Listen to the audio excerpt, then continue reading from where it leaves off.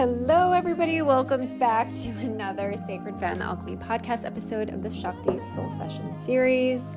I am recording this. I finally have some time before my EFT group tapping session today, but it has just been a really full, lush, beautiful day I always start my morning with sadhana practice. Obviously, if you know me, follow me, whatever, sadhana is so important for me. All of that stuff, all that good stuff. And just did some operation stuff, did some work stuff, did content stuff, connected with different clients, and it was just really beautiful. I had a beautiful EFT tapping session earlier this afternoon, and we got to move through some really beautiful things. And one of the things that I really love doing in my EFT tapping sessions is just really being present. Anytime, not even just EFT tapping, but just coaching in general. When I am with you, when we are working one-on-one together or in a group session, I really feel into the present moment and I'm there very present with you. Sure, I have an idea of what it is that you want to work on specifically in that session when we are together, because I want to maximize our time. I want to make sure that you get the most out of our sessions. But when something comes up, I am able to intuitively know what to do next. Right? None of my sessions are planned. I'm not thinking in my head, I want to do this, I want to do that. And I think it just comes from this idea of learning to be in my body, learning to be in the present and just hold space and be with you. And so today we got to do something a little bit different that I normally don't do in my EFT tapping sessions. And afterwards, the client that I was with, she said, Thank you. That was so needed. And I posted about it on my Instagram stories of just how she reconnected back to her why. And that lit me up. And I got to see how someone is so transformed by this beautiful practice, this beautiful tool. And so if you've never tried EFT tapping session before, even if you have, I am offering donation-based EFT tapping sessions for the holiday season. It's a beautiful way to just really tap into any of those challenges, any of those triggers that you're experiencing, and how to actually move that energy through you so that you can take aligned action, doing what you need to do, busting through those blocks so that you can connect more to your desires, more to your goals, more to your manifestations. It's a beautiful tool to have in your toolbox, and it's a beautiful way to connect with me as well if you've never experienced my work. And so that is available to you. I will put the link in the show notes. And then afterwards, I got to connect with a previous client of mine. Usually what I like to do in my one-on-one coaching sessions is offer an opportunity for integration. And so after we've worked together, I offer a time for us to connect and see, are there any other blocks that are inhibiting you from moving forward with the things that we worked on together in our 4-month container? And if there is, how can I help you? I always love having a connection to my clients. I know some people are like, okay, once we're done, that's it. You can't contact me anymore. That's it. You paid me for this. I personally don't like that. I don't like, sure, the people are my clients one-on-one, but that's not how relationships work. Unless it's like romantic relationships and you're like, okay, we can't talk to each other. Or maybe you are friends with your exes, But if I'm in a new partnership with someone, I don't like to be friends with exes or people that I've dated. But I don't treat my one-on-one clients that way. Like, you can always contact me. You can always reach out to me. You can even, with some of my clients, I reach out to them and I want to know how they're doing, right? Because that's part of the package also of when I am connecting with them. We have the opportunity to connect in between our one-on-one sessions, and I just don't want that to end because, we've grown together in this journey. So it's not like I'm just leaving you and that's it. And thank you, pay me for my services. No, people are people. They're not robots yet, according to the digital sphere of where we're going. But I just feel so good, and it just reminds me of when I do this work. But something came up in one of the sessions that I really want to hone in on because it's actually one of the content pieces that I am pushing out. And it reminds me that sometimes when we are in a relationship, in a romantic relationships, we think that we need to be a certain way or we need to have a certain level of healing, or we need to be perfect in order to be ready for the thing that we are receiving. This can be applied to, getting a job. This can be applied to doing something new in your business. This can be applied to doing something new. And you don't get confidence from overthinking, sitting in your room about how the situation's going to go. You get confidence by actually taking action and doing it horribly. And I remember when I was really nervous about teaching yoga and sharing it and just thinking, oh my gosh, I don't know if I'm going to be, that word good enough. And then realizing, okay, I think I just have to do it. And so I created a forcing function for myself where I had to show up. I had to teach. There was no way getting out of it. And over time, because I was able to do that, then I was able to sub, And then because I'm able to do that, then I can trust myself to know what it's like to actually teach and hold space. And so that's the thing that I want to talk about today is debunking that myth of you think you have to be perfect to be in a healthy, loving, beautiful relationship. But in fact, by being imperfect, you are allowing yourself to attract that love that you desire, that's healthy, that's secure, emotionally healthy, even faster, okay? And I'm going to tell you why in this episode.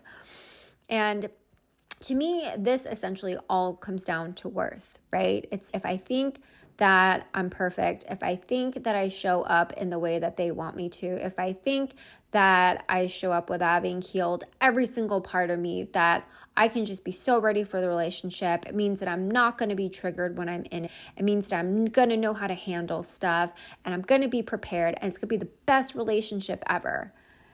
And I hate to break it to you, girl, or man, but it doesn't work like that. In fact, this might ruffle some feathers. In fact, you actually become more triggered when you're actually in a relationship. And I mentioned it in a previous podcast episode before where I told one of my girlfriends, I don't understand why there aren't enough coaches that teach you how to stay in a relationship rather than getting a relationship. Because to me, getting a relationship seems a lot easier than actually staying in it. Because when I'm in it, the thing that I want to do is just quit and run and just dump the other person because I'm so uncomfortable in my triggers and it's like too much for me. And, I'm like, oh my gosh. And I remember my first year with my partner, we used to fight a lot. And there would be conversations where we both said, okay, if we keep fighting like this, we're just not going to be together. We're not, because I just had so much shit that I needed to work on, and trust me, if you've been following me, I was single for 6 fucking years.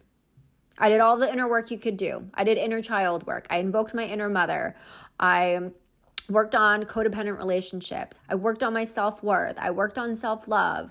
I worked on connecting to my emotions. I did breath work. I did every single tool that you could possibly do, like EMDR, hypnotherapy, everything, talk therapy, all different kinds of therapy. And it was still hard for me to be in that relationship. But I'm so grateful that I stuck it out and was transparent with him and very raw and real and honest, because that is what intimacy is, right? And by being my imperfect self, and sure, I felt really ugly sometimes, right? I felt very childish sometimes. And there were times where he was like, you want to get into coaching? So embarrassing. It's preach what you teach and all those different things and just acting a different way. And oh my God, bless him. God bless him. And there was one point where he even asked, he was like, do you get off of fighting? But that's what I learned. I was coming off of this defensive posturing, right? And that's the thing that I want to remind you of is that you can be imperfect and be in a relationship. But I think the way that you show your imperfections is very important, and it has to be with transparency. It has to be with honesty, right? I don't even know. Did I watch movies like this? I don't remember. But I remember a girlfriend of mine, she used to say that she used to when she was first dating the guy that she was now married to for many years, she used to wake up and get out of bed before him and brush her teeth and put on makeup so that when she woke up, she looked beautiful. Okay, that is like symbolism and analogy of what you're doing when you don't show your true self. And eventually what happens is you get kind of tired of playing upkeep with that role or playing that role of always having to be beautiful all the time. And then it's, oh my gosh, and it just reminds me of that episode of Sex and the City where Carrie farts in front of Big and she thinks that's the reason why he is not into her for whatever reason, or she feels like he's been pushing away or whatever. And it's, no, that's not really the thing. And we'll do anything to find reasons as to why we're unlovable, or that we're not ready for love, or that we can't attract something that's loving or healthy for us. Because if we can't even show up honestly, then that's not a relationship. Like sure, you can have like superficial relationships, but then you'll just feel, like something's off inside in your soul. And if you truly want intimacy, if you want vulnerability, like there's beauty in the mundane. There's beauty in the everyday. In fact, there's so much juice in the everyday. And sometimes you may think it might be boring. Sometimes it's okay, I have to be perfect and I have to do certain things. And then it can be the perfect relationship. But if you think about it, it's almost like the analogy of, okay, let's get to the outcome. Let's get to the destination before really going through any of the journey. And that's what it is. That's what I think makes people fall so much in love with each other, is that when you get to really show your vulnerabilities, and when you get to realize that your partner isn't running away from them terrified.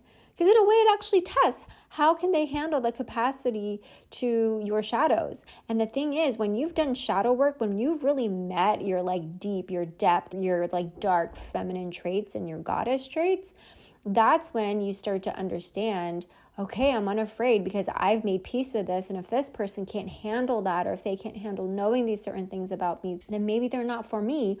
Or maybe it's the fact that they haven't met their own dark places, their own dark shadows. And so everything becomes this beautiful opportunity to see if it is an aligned match. And then it becomes the nectar of your relationship that feeds the relationship into this cosmic bliss of, we have a relationship. Think about all like your actual platonic relationships and friendships, right? Like they all go to you for, it's not always like celebrating wins all the time, right? Sometimes you call a girlfriend up and you need a shoulder to cry on, or you're talking about something at work that really just made you upset, or maybe you're upset with family. Well, and so it's not always amazing all the time. But it's those moments when you really needed them and they're there for you, that you know that they are a good person, that they're not going anywhere, and that you can rely on them to be there and not get scared of the things that you bring to the table. And that's the same thing in the relationship with a romantic partner. And so why are you treating that romantic relationship differently, needing to show up in like the most beautiful, perfect way in order to feel loved, or that you can keep the relationship? And sometimes, you might be thinking, well, I've been rejected before when I showed my dark shadows, right? And I don't want to be rejected. So I'm just not going to share anything. And I don't want to be truthful. I don't want to be honest about things. And it's like the right person who can handle that honesty is a better option. Because if anything, it's thank you, goodbye. Thank you for showing me that you can't handle this amazingness. You can't handle this juiciness. Like, thank you. Thank you for showing me that you're not willing to level up and meet me where I'm at. Thank you for showing me your emotional maturity and that you tend to shut down when I tell you about my day and you're not responsive, or you act like you don't care, or that I'm a burden to you. Thank you for showing me the things that I don't want in a relationship so I can make space and room for the next person that's going to level up and be there for me, so I can have that healthy, loving, next level relationship where I feel secure, where I feel safe to be seen and show all parts of me, because that is the fucking dream, right? And so we have to get used to this idea of how can we come to each relationship bringing more of ourselves to the table. And we bring more of ourselves to the table when we get more intimate with ourselves. This requires us to go deep within our own shadows. And so if you are desiring to explore those pieces of you because you want to be in relationship, you want to be in partnership, and you're like, okay, like there are still parts of me where I feel like I have to be perfect and I haven't really explored, and really met and loved those pieces of me that I'm afraid of, then let's work one-on-one together. It's a beautiful opportunity to really dive deep into your shadows and see that those things that are hiding underneath the covers that you're putting in your backpack, They're beautiful and they make you uniquely you. And it's totally, everybody has fears. Everybody has things that they're afraid of. Everyone, sometimes it's like, oh, maybe I don't like this about myself. Or like for me, I can be really hot-headed and very stubborn. I can be so stubborn and so self-righteous sometimes and not admit that I'm right or that I'm wrong. And see how I use the word right there? But I learned to be like, okay, that's not the best trait to have in a relationship, especially since it requires so much compromise. But knowing that, I know that, and I know how to acquiesce.